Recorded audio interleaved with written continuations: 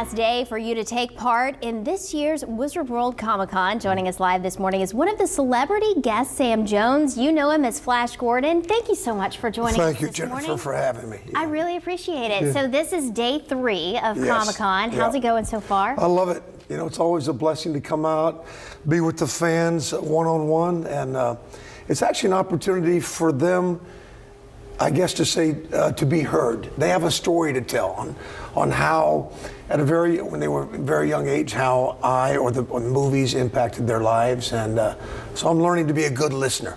Well, I saw you at Comic-Con yesterday, and I didn't get to say hi because you had an incredibly long line of fans waiting to meet you.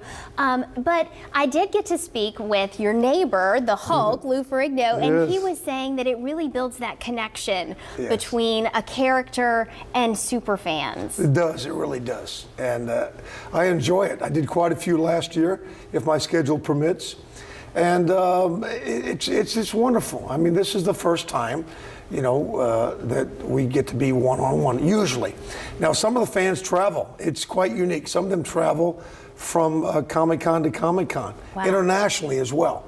That's incredible. And, yeah, but it's, you know, I mean, that's why Seth MacFarlane called me to bring me in for the Ted franchise, is because when he was 8 years old, I said, Seth, what's up?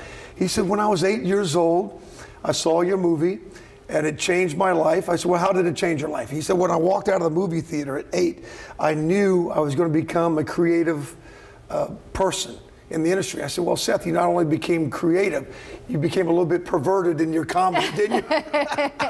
That picture of you with Mark Wahlberg on the, I mean, that's absolutely incredible. You know, you could have doubled almost with the haircut in the 80s. My mom had that same Flash Gordon haircut. So, you know, we all have some kind of akin to that story.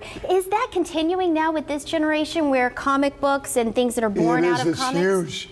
Last week I was in Dallas for Stan Lee's 94th birthday. Now, Stan Lee's iconic. He created a lot of the Marvel characters, and his following is gigantic.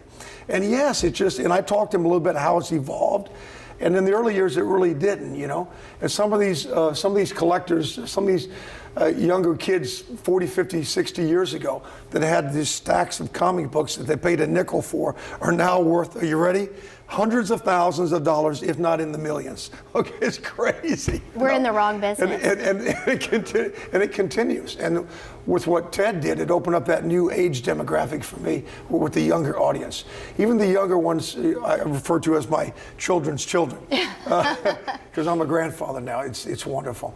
The ones that have not seen Flash Gordon, or really don't remember the name, that they relate to, you know, that movie that Queen did the soundtrack to. So it's quite fascinating. I mean, Queen not only complimented Flash Gordon, it brought tremendous value. Absolutely. And it continues. It just goes on. And I love it. So as you're doing these different conventions, especially Wizard World's Comic Con, what are some of the stranger things that have happened?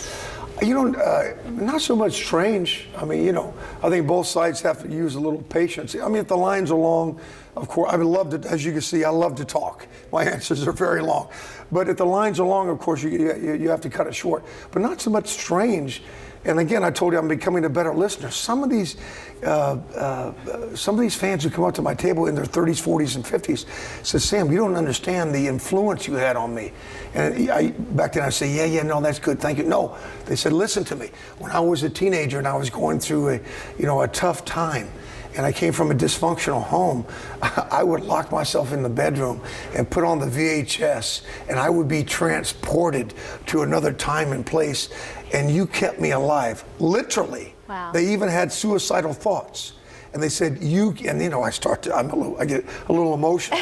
And that's an important thing, that I had such an impact, that I had something to do with keeping a young person alive and not wanting to leave this world too early. And that to me, that impacts me. Yeah. You know, as a father, as a grandfather, that really impacts me. What a cool story. What a cool experience out there at Comic-Con to be able to meet your icon. All day today from 10 a.m. at the convention center till 4, I think it's 4 o'clock. Yeah. Yes, sir, that's right, out at the Montreal Convention Center. And again, it is the last day. All the action happens.